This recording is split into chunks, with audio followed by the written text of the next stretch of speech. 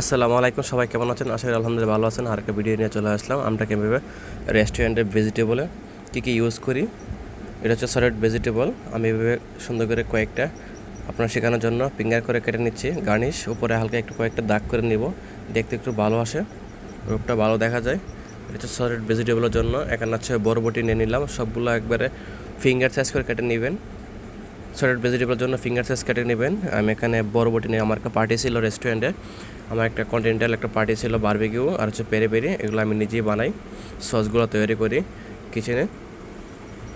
আর solid vegetable তো আপনারা জানেনই, fish plate, T-bone steak, peri peri, barbecue, ribeye steaks, এগুলোতে আমরা ভেজিটেবল ইউজ করি। এটা হচ্ছে ব্লুকুলি যেহেতু এখন দাম কিনতে পাওয়া যায়, তারপর আমি নিয়ে আসলাম। এটা হচ্ছে ফুলকপি, তো সবাই চিনি। আমি এটা হচ্ছে সলিড ভেজিটেবলে এগুলো ইউজ করি। আর একটা ইম্পর্টেন্ট কথা হচ্ছে টিপস, আপনারা যখন সবজিগুলো বয়েল করবেন হালকা একটু লবণ দিয়ে দিবেন। আর হচ্ছে যে পানিতে ঠান্ডা করবেন ফার্স্টে হচ্ছে আইস দিয়ে দিবেন। আইসটা দেওয়ার কারণে হচ্ছে আপনার সবজির কালারটা ঠিক থাকবে, আইস দিতে হবে অবশ্যই। তারপর আমরা প্রসেস করে রেখে দিই ফ্রিজে, হাফ করে 2-3 দিন আমরা ইউজ করে রেস্টুরেন্টে স্টক করে রেখে দিই ফ্রিজে। আর যেহেতু আমার এখানে পার্টি ছিল কন্টিনেন্টাল, আজকে সব স্টক শেষ হয়ে যাব, আমরা এভাবে প্রসেস করি রেস্টুরেন্টে। আর এখন আমি চাইনিজ ভেজিটেবল কাটবো, এখন কাট করবো। চাইনিজ ভেজিটেবল আমরা কী ইউজ করি এটাও দেখাচ্ছি। এখানে হচ্ছে পেঁপে, এখানে উপর হচ্ছে পেঁপে 5টা দাগ আছে, আমি 5 ভাগ করে কেটে নিব। আমরা হচ্ছে সলিড ভেজিটেবলে চাইনিজ ভেজিটেবল বেবিকর্ন, মাশরুম, লাল ক্যাপসিকাম, হলুদ ক্যাপসিকাম, সবুজ capsicum, yellow, green, red pepper, আমরা এগুলো ইউজ করে থাকি। আমি সবগুলো একবারে ফিঙ্গার কাট করে কেটে নিব, দেখতে পাচ্ছেন। এটা হচ্ছে পেঁপে, এটা হচ্ছে সলিড ভেজিটেবলের জন্য। এগুলো কাট করা শেষ হলো, তারপর হচ্ছে আমি চাইনিজ ভেজিটেবল কাট করব। আর কীভাবে কাটিং করে আপনার সাথে এখন দেখবেন, ভিডিওটা স্কিপ করবেন না। আমার ভেজিটেবলটা কাটা হয়ে গেল, এটা আমি দিক দিয়ে পানি এক এক করে সিদ্ধ করে নিব। আর সিদ্ধ করার সময় অবশ্যই আপনারা বরফ দিবেন, আইস, কালার ঠিক থাকবে। এগুলো হচ্ছে চাইনিজ ভেজিটেবলের জন্য সবজি, চাল কুমড়া, চিচিঙ্গা, পাতাকপি, ফুলকপি, ব্রোকলি, গাজর, পাতাকপি, এগুলো আস্তে করে ছড়িয়ে দিয়ে উপরে চলে নেবেন।